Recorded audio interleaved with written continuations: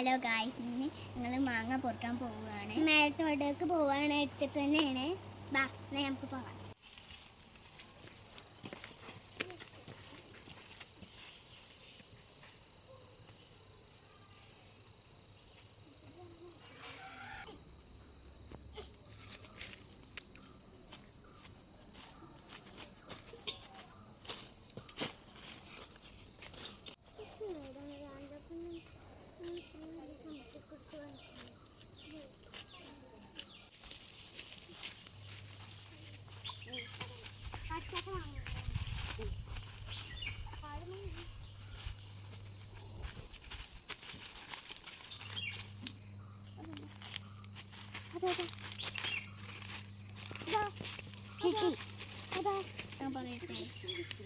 ഞാൻ പറയട്ടെ